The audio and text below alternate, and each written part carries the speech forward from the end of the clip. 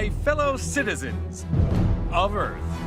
It is with great humility and worthiness that I accept your appointment to the Vice Presidency. As we all know, our planet has had its share of problems. A wildlife that's grown increasingly more hostile. The occasional horde of killer mutant robot creatures. Protesters that block traffic and wake us up on weekends. I know I'm not the smartest tool in the shed, but I am a tool nonetheless. A tool that brings hope and peace and so many other things that tested well in polls these past few months. I have traveled this planet. I have met its citizens, seen its wonders, and I learned something. I learned that even if I'm not the most qualified person for this job, I darn well intend to look good while doing it. I can honestly say that there is no other planet I'd rather be vice president of. Thank you, citizens of Earth.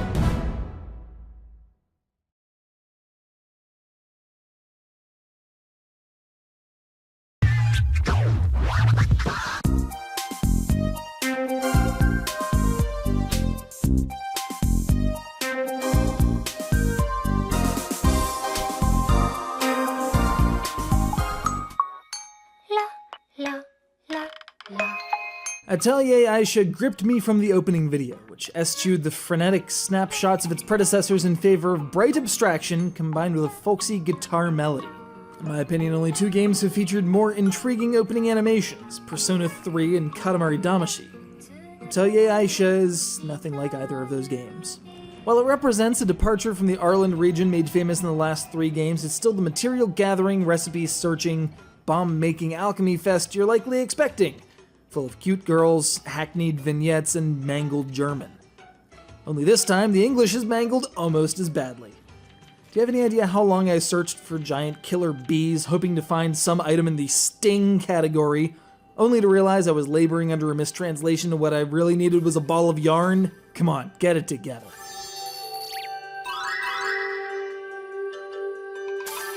As has become standard, some hardship befalls a young, always female alchemist, in this case the mysterious disappearance of her sister, what sets off an adventure fueled by science, material scarcity, and awkward social interactions. Much as I deride the now overused mechanics, the Atelier series has long been a bastion of non-linearity in JRPGs. You have a starting point and a general idea of where you need to end up, and you're given 3 years to get there. Along the way, there are friends to make and help to recruit, as you've got to fight your way through the harder parts using RPG battle mechanics that I'm still split on. Sure, there are attack preempting defense commands and follow-up strikes as a gauge that fills and potentially allows your allies to unleash big old super moves, but it mostly just feels off, like no one bothered to check the math. When I craft an item that says right on its face, KO recovery extra extra large, and said item only restores 50 HP when used, less than half the target's max HP, I have questions. Unfortunately, there aren't really any answers to be had as the game provides little to no information on how exactly all this alchemy is supposed to work. And of course, they change just enough between games so that my well-reasoned guesses still come out wrong.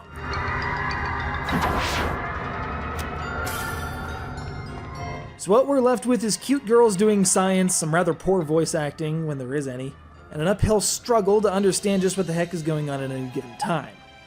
Add in a couple genuinely unlikable characters, like the bartender who reminds you every third sentence or so that he can't drink alcohol, or the gruff scholar whose job is to be a colossal prick through half the game and Mr. Exposition through the other, and you're left with the kind of math fest that appeals to only a certain type of gamer. And speaking as that certain type of gamer, it's still a bit hard to swallow. Also, no Pamela. I'm gonna go curl up in my quarters with a copy of Monachemia and attempt to fix this egregious error. Everything with this move. This is goodbye.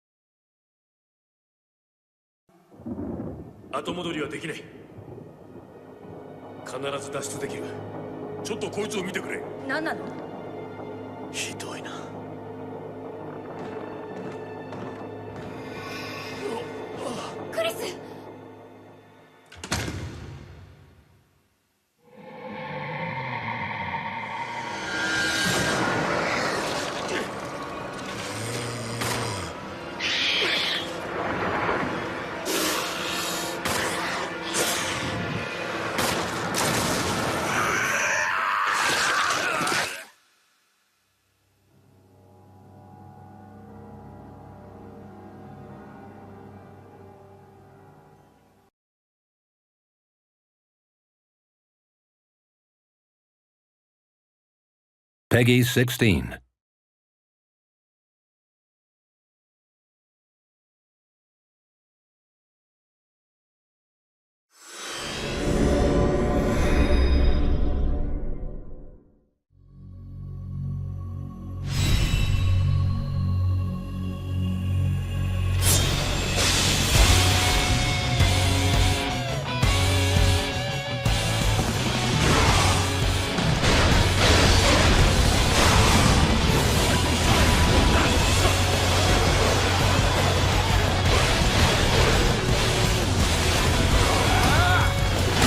Would you like to become an official officer in my army? We must escape from here for the time being.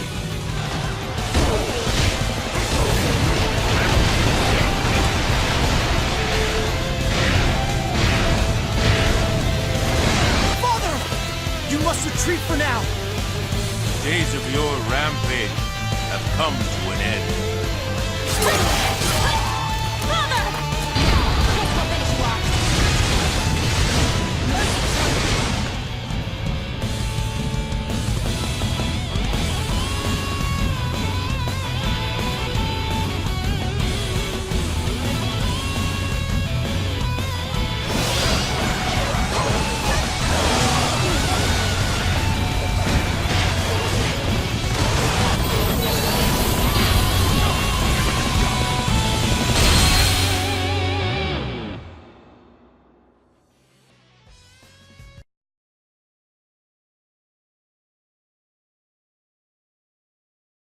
Peggy 18.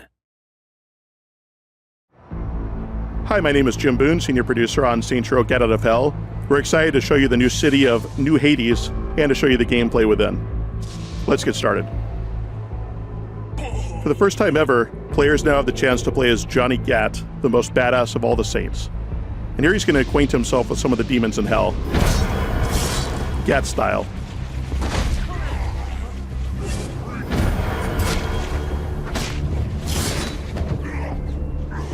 One of the things we've always had a lot of fun with in Saints Row games is introducing new weapons, and this one here is the Exodus 10. This is a Locust Plague in a gun.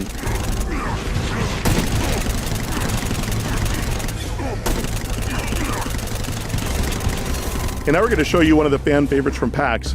This is the Armchair Ageddon. This is based off of one of the 7 deadly sins, and thus it's the sloth gun.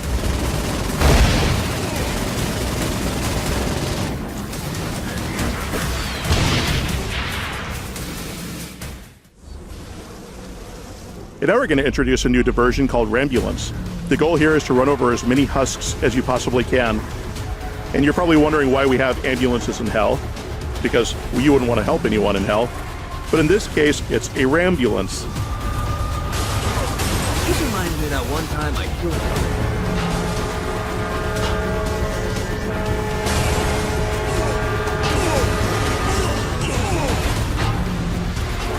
Now that Gat's finished Rambulance, it's time for him to explore a new section of hell. And now we're going to show off our new key feature, Flight.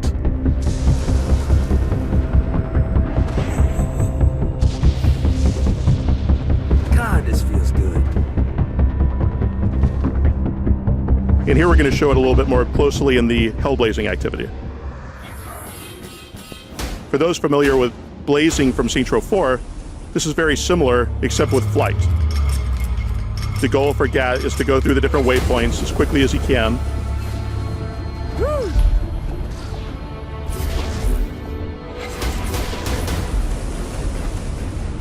This particular area that Gat is going through is the Shantytown. It's a lot of very claustrophobic sorts of areas, very run down. This is where the poor bastards, the lost souls, and husks of hell live.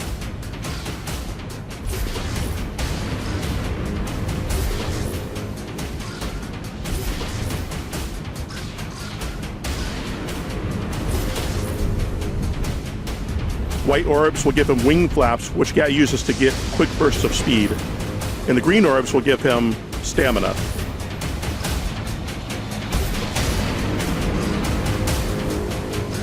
God, this feels good.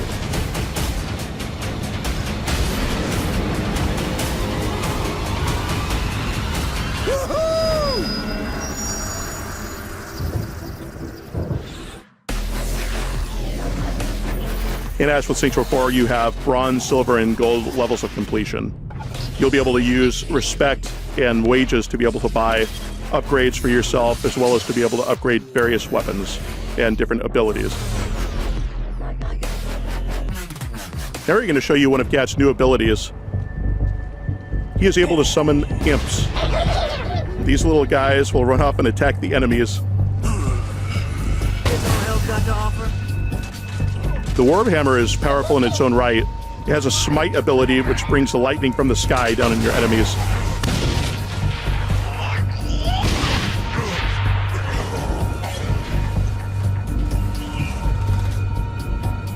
Satan has a number of defenses at his disposal, in this case, the Spire.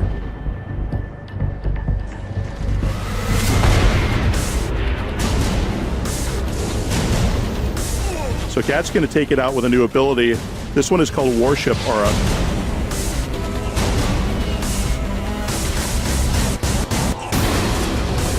Cat's going to quickly take care of the enemy and ultimately disable the Spire by ripping the heart out.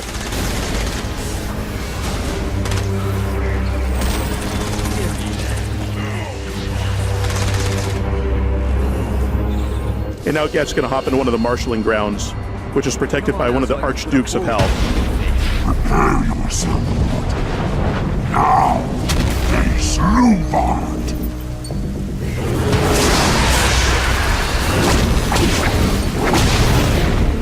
And that's just a taste of Saints Row Gat Out of Hell, available January 27th. Thanks for watching.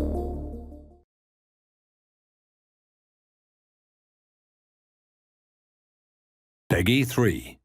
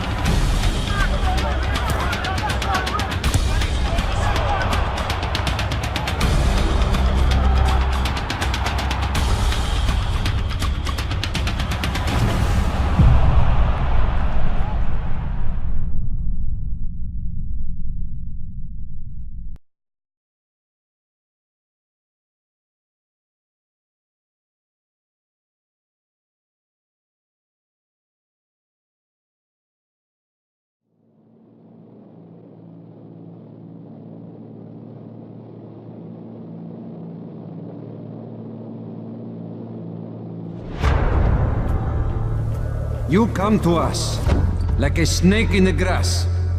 Here, in a city of lies. You are the biggest liar of them all. Where am I? In paradise, can't you see? You know why runners put their lives in danger? For guys like you. You follow their rules as thoughtlessly as you follow mine. But a man who follows someone else's rules is no man at all. What gets in there? What the fuck, Crane? I'm no leader.